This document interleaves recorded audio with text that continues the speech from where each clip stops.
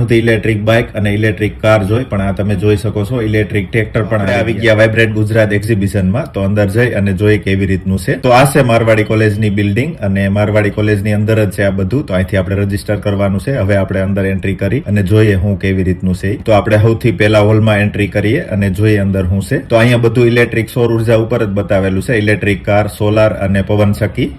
આ છે ગુજરાત ટુરિઝમનો સ્ટોલ. તો અહીંયા ગુજરાત ટુરિઝમને લગતી ઘણી બધી ઇન્ફોર્મેશન છે. હવે આ એક કંપની એવી છે કે આપણા જે પણ પુરાણી કિલ્લા હોય એનું બધાનું રિનોવેશન કરે છે. તો એમાં સિમેન્ટ ક્યાંય પણ નથી વાપરતા. આ બધી વસ્તુ ખાવા પીવાની ગોળ ને એવું બધું વાપરે છે. આ છે જુનાગઢના ગિરનારનો નકશો. તો ગિરનારમાં ઉપર લાઇટ કઈ રીતે પોતાડેલી છે અને કેટલા કેવીનું ક્યાં સબસ્ટેશન આવે એ બધું બતાવેલ છે. મિની પ્લાન આખો સોલાર પ્લાન્ટનો છે. તો આ મિની પ્લાન પણ એકદમ જોવા જેવો છે. તમે જોઈ શકો છો મિત્રો, બધે સોલાર જ દેખાય છે. સ્ટોલ ઉપર આપણે એક અનોખી ચીકી જોવા મળી જે સેવારમાંથી બનાવે છે અને આપણે શરીરને જે પણ વિટામિન જોઈએ બધા વિટામિન આનાથી મળી જાય છે. આપણે સોલાર ક્લિનિંગ માટે પણ એક ઓટોમેટિક સિસ્ટમ જોવા મળી. તો આ રીતની સિસ્ટમ છે, તમે જોઈ શકો છો. આપણે અટાણ સુધી ઇલેક્ટ્રિક બાઇક અને ઇલેક્ટ્રિક કાર જોઈ, પણ આ તમે જોઈ શકો છો ઇલેક્ટ્રિક ટ્રેક્ટર પણ આવી ગયા છે. તો આવી રીતના કઈક મોડલ છે ઇલેક્ટ્રિક ટ્રેક્ટરના. આ કઈક અનોખી જાતનું ઓટોમેટિક ગિયર બોક્સ છે અને અહીંયા રિલાયન્સ વન તારાની થીમ પણ એકદમ જોવા જેવી જોઈ શકો છો. તો આવી રીતના હાથી ને બધા પ્રાણીનો આવી રીતે રાખેલ છે. એક્ઝિબિશનમાં આપણે આ મિની રોબોટનું કામ એકદમ જોરદાર લાગ્યું. વહાં તમે ડિજિટલમાં ફોટો રાખો તો અહીં ફોટો દોરી નાખે.